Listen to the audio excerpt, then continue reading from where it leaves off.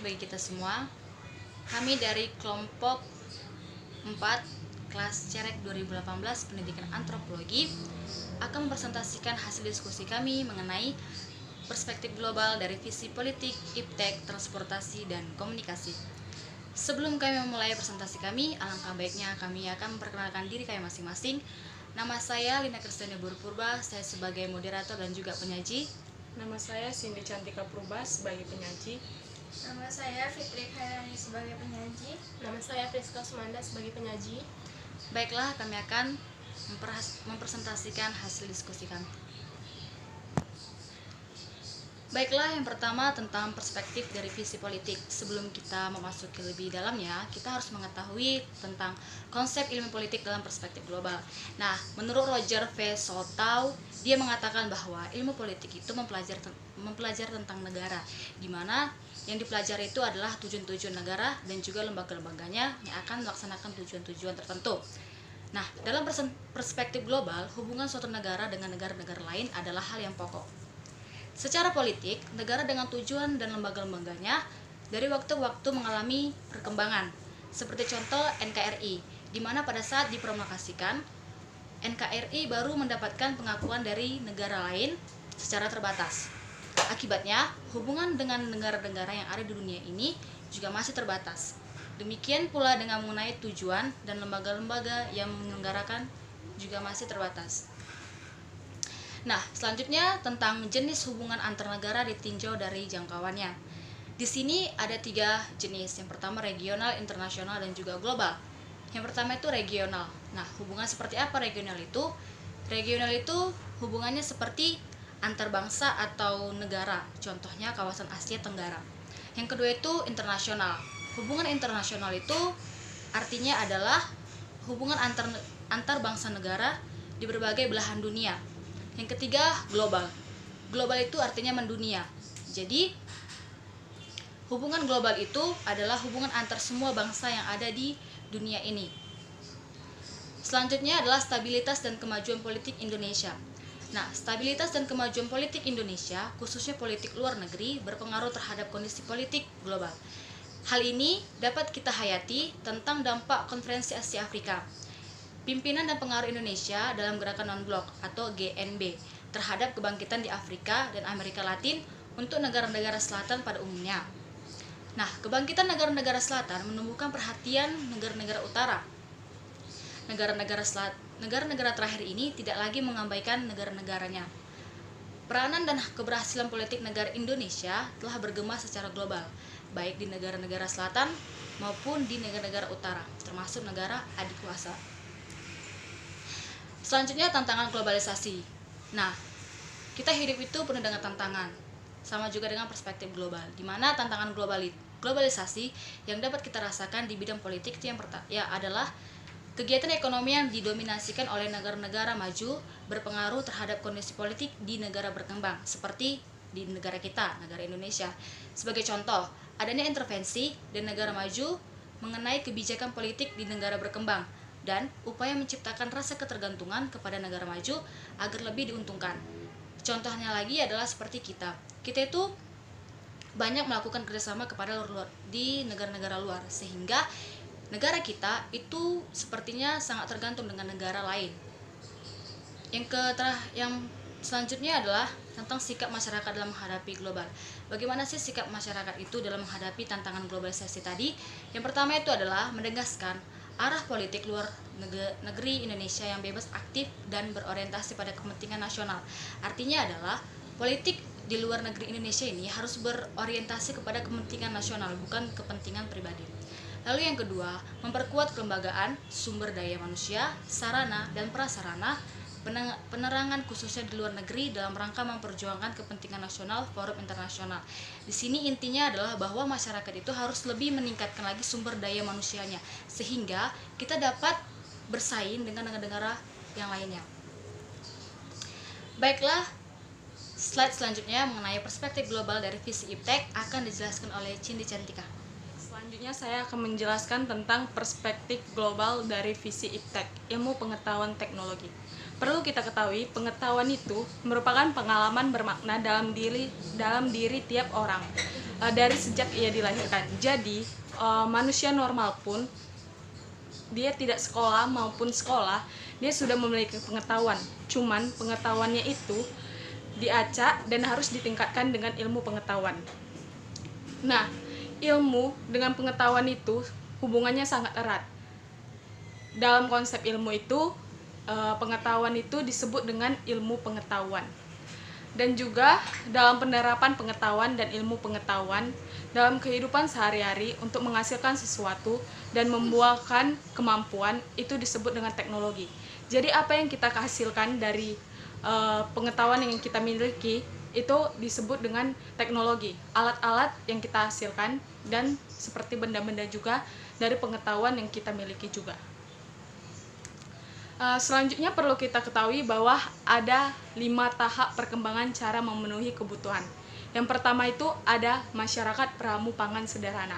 Nah, di sini masyarakat itu belum menggunakan alat-alat pembantu untuk memenuhi kebutuhan pangannya. Mereka masih menggunakan seperti anggota tubuhnya itu untuk mencari bahan pangannya. Seperti di darat, yaitu di hutan, di sabana, di padang, dan juga di rumput, mereka masih menggunakan tangan untuk mencari bahan pangannya. Juga di perairan, yaitu seperti di sungai, di rawa, dan juga di laut, mereka itu menggunakan tangannya itu untuk mencari bahan pangannya. Yang kedua itu ada masyarakat pramu pangan lebih maju. Nah, di sini mereka sudah menggunakan alat. Alatnya itu seperti tombak untuk menangkap ikan dan juga tongkat seperti linggis yang digunakan dari kayu. Dia itu bisa digunakan untuk mencari bahan pangan di darat. Yang ketiga itu ada pertanian sederhana dan pengembalaan. Nah, di sini belum dilakukan pencangkulan dan pemupukan. Di sini mereka hanya menggunakan tongkat untuk menggali tanah dan juga menanam benih-benih tanaman. Nah, di sini perburuan sudah dikurangi dan pengembalaan sudah dilakukan. Yang keempat itu pertanian lebih maju. Nah, di sini sudah digunakan alat seperti cangkul dan juga pemupukan tanaman. Di sini bisa disebut dengan revolusi hijau. Yang kelima itu masyarakat pengrajin. Nah, di sini masyarakatnya sudah mulai membuat peralatan seperti anyaman dan juga benda-benda gerabah. Alvin Toffler dalam bukunya yang berjudul Gelombang Ketiga pada tahun 1980 mengemukakan 3 tahap perkembangan. Yang pertama itu ada gelombang pertama, yaitu ribuan tahun yang lalu terjadi perubahan besar yang dalam bercocok tanam sederhana menjadi pertanian yang lebih maju. Nah, gelombang pertama ini disebut dengan revolusi hijau, di mana dari bercocok tanam dia mulai berkembang menjadi pertanian yang lebih maju lagi. Gelombang yang kedua terjadi pada 300 tahun yang lalu. Ini mulai ditemukan mesin-mesin uap, mesin pemintal kapas, proses produksi di sektor industri cepat dan meningkat. Pada gelombang kedua ini disebut dengan revolusi industri, di mana alat-alat canggih sudah ditemukan. Gelombang ketiga pada abad ini berkembang dengan kemajuan iptek elektronik maju dengan cepat, seperti radio, TV, telepon, dan juga alat-alat komunikasi yang lainnya sudah berkembang sangat cepat pada abad ini. Pada abad ini disebut dengan revolusi informasi. Adapun dampak positif dan negatif dari iptek, yaitu dampak positifnya itu iptek telah berhasil menciptakan pesawat yang mengangkasa luar. Bahkan satelit komunikasi juga makin memacu derasnya informasi. Berbagai stasiun TV telah memanfaatkan penyiaran globalnya melalui satelit komunikasi. Sedangkan dampak negatif dari iptek itu yaitu berbagai pencemaran yang berpengaruh terhadap kesehatan fisik, biologis, dan mental psikologis. Menurut Toffler, pada tahun 1976 disebut sebagai guncangan hari esok atau future shock. Tidak hanya guncangan fisik, melainkan guncangan kejiwaan, termasuk penyakit-penyakit yang timbul di masyarakat yang telah mengglobal. Selanjutnya, perspektif global dari visi transportasi akan dijelaskan oleh Saudari Saya akan Rani. menjelaskan perspektif global dari visi transportasi. Dari perspektif budaya, kita semua dapat mengamati dan merasakan perkembangan alat transportasi dari waktu ke waktu. Sejarah transportasi dimulai sejak manusia menemukan roda sejak 3500 Masehi, sekitar tahun 3500 Masehi. Pada saat itu manusia menggunakan roda untuk memindahkan barang satu ke barang yang lain. Lalu tidak hanya digunakan untuk memindahkan barang untuk saat ini, bahkan roda itu digunakan untuk manusia itu sendiri. Lalu alat transportasi dari manusia yang memanfaatkan tenaga manusia yang sampai saat ini juga digunakan memanfaatkan tenaga hewan, tenaga bermotor, kendaraan, hingga jet, hingga tenaga surya atau matahari. Perkembangan transportasi yang terjadi dari waktu ke waktu tersebut tidak terlepas dari pemikiran manusia yang terus-menerus berpikir menciptakan sesuatu yang baru dan bermanfaat bagi umat manusia di muka bumi ini. Dan terciptanya sesuatu yang baru itu juga karena ilmu pengetahuan yang terus berkembang dan maju, terutama yang berhubungan dengan iptek. Dan perkembangan transportasi ini juga sebagai salah satu perkembangannya. Jadi revolusi industri yang terjadi pada abad 17 dalam perkembangan transportasi juga memiliki dampak positif dan negatifnya. Jadi dampak positif yang terjadi yaitu dengan berkembangnya alat transportasi dan jalan sebagai sarana transportasi memudahkan orang-orang menjangkau tempat-tempat yang terpencil. Bahkan manusia saat ini pun dapat berkunjung ke planet-planet lainnya dalam pemanfaat transportasi untuk perdagangan juga antar daerah, antar kawasan sampai antar negara. Dan yang terbawa itu tidak hanya barang tetapi juga manusia yang memperdagangkannya.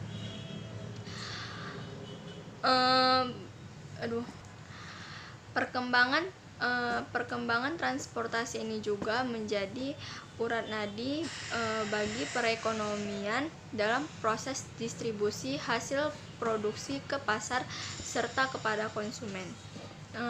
Dan juga dampak negatif dari berkembangnya transportasi ini seperti penyelundupan orang-orang jahat, juga obat-obat terlarang, dokumen terlarang, dan lain sebagainya. Penyelundupan tersebut tidak hanya pada batas-batas region dan antar negara, melainkan telah sampai ke tingkat global. Kemudian perspektif global dari visi komunikasi yang akan dijelaskan oleh Saudara Friska. Di sini saya akan melanjutkan kembali mengenai perspektif global dari visi komunikasi. Manusia sebagai makhluk hidup yang berbudaya, yang mengembangkan iptek, memiliki kemampuan, cara dan kiat berkomunikasi yang beragam. Tentu saja, manusia sebagai makhluk hidup pasti akan melakukan komunikasi, baik dari cara yang sederhana maupun dengan cara yang modern, dari lambaian tangan, kedipan mata. Juga masyarakat juga melakukan komunikasi dari masyarakat yang sederhana sampai masyarakat yang modern. Cara berkomunikasi ini pun bertahap, beragam, dan berkembang. Iptek menjadi salah satu sarana berkomunikasi yang berkembang itu tidak hanya dari lokal, regional, nasional maupun global, tapi juga komunikasi ini, iptek ini sudah mampu menembus di luar bumi. Misalnya itu seperti pesawat yang dikirimkan ke bulan dan dikirimkan kembali ke bumi sebagai ganti sinyal. Ini merupakan contoh di mana komunikasi bisa menembus di luar bumi. dan sejalan dengan perkembangan kemajuan dan penggunaan transportasi serta media elektronik seperti radio, TV, faksimal maupun internet. Kontak interaksi sosial umat manusia itu untuk berkomunikasi juga makin maju. Proses dan arus global kehidupan manusia makin berkembang, dipacu melalui komunikasi ini. Makin lama, komunikasi ini makin menjadi kebutuhan yang tidak terlepas dari kehidupan manusia sehari-hari karena tidak terbatas dari ruang dan juga waktu. Nah, kemudian di sini ada contoh-contoh komunikasi, di mana di gambar pertama ini ada gambar daripada manusia, di mana manusia dari zaman dulu sampai zaman sekarang. Dari zaman dulu manusia itu berkomunikasi dengan cara yang seperti zaman purba, dan kemudian mereka semakin maju dan di mana manusia yang terakhir itu menggunakan komunikasi dengan komputer atau dengan internet. Dan juga di gambar yang kedua itu ada individu yang saling berinteraksi, di mana di sini mereka berkomunikasi secara langsung, bertatap muka. Dan juga di mana di gambar yang ketiga ini itu adalah contoh alat komunikasi dari zaman dulu sampai zaman ini, di mana zaman dulu itu seperti handphone yang tidak bisa menggunakan internet, dan sekarang dengan adanya smartphone yang dimana dengan penggunaan smartphone ini manusia bisa dimudahkan dengan menggunakan internet. Dan juga yang gambar keempat itu menunjukkan komunikasi di mana berkomunikasi itu sekarang tidak dibatasi lagi dengan ruang dan waktu, di mana setiap individu dimanapun dan kapanpun dia bisa berkomunikasi dengan orang luar atau saudaranya atau temannya, bisa di ladang, bisa di kantor atau di perusahaan. Nah, itu adalah contoh-contoh dari komunikasi. Dan juga kemudian di sini ada peran komunikasi. Di sini kami mengambil 3 peran, di mana yang pertama itu terjalinnya hubungan antara 2 negara atau lebih, serta hubungan di berbagai bidang antara kelompok-kelompok masyarakat yang berbeda negara atau kebangsaan. Benar saja, di sini dengan kita berkomunikasi, kita bisa menjalin hubungan dengan baik dari 2 negara ataupun lebih, dan juga bisa menjalin kerjasama dengan negara-negara yang di luar baik dari Asia maupun dari luar benua seperti benua Eropa. Dan kemudian di sini peran yang kedua itu menunjang upaya-upaya pencapaian tujuan hubungan internasional dengan meningkatkan kerjasama internasional serta menghindari terjadinya konflik atau kesalahpahaman antara pemerintah yang satu dengan pemerintah yang lain. Dan juga peran yang ketiga itu adalah sebagai cara atau teknik untuk mendukung pelaksanaan politik luar negeri bagi masing-masing negara untuk memperjuangkan pencapaian kepentingan di negara lain. Ya, dengan komunikasi ini kita bisa menggunakan sebagai teknik teknik setiap negara untuk mendukung politik di luar negeri agar setiap kepentingan di negara-negara lain itu dapat terwujud. Dan kemudian ada juga dampak daripada komunikasi itu, di mana yang pertama itu jasa komunikasi diakses oleh jaringan teroris, di mana karena kemajuan iptek sekarang segala informasi itu bisa diakses, bisa didapatkan dengan cara yang gampang. Maka jasa komunikasi itu pun dapat diakses oleh jaringan teroris. Yang kedua, pola interaksi antar manusia yang berubah. Benar saja, karena komunikasi kita itu juga sudah gampang karena kemajuan iptek itu sendiri, maka pola interaksi manusia itu pun ikut berubah. Dan kemudian yang ketiga itu dampak dari komunikasi yang ketiga itu mengurangi sifat sosial manusia. Benar saja, karena manusia sekarang cenderung lebih suka berkomunikasi lewat internet daripada bertemu langsung, karena itu juga dipicu daripada kemajuan teknologi sekarang, di mana berkomunikasi lewat internet itu lebih cepat karena gampang diakses. Demikianlah yang bisa saya sampaikan. Saya kembalikan kepada moderator. Baiklah, sekian presentasi dari kelompok 4 mengenai perspektif global dari visi politik, iptek, transportasi, dan komunikasi. Jikalau kami ada salah dalam perkataan maupun penjelasan materi kami mohon maaf. Sekian dan terima kasih. Selamat pagi. Pagi. Dadah.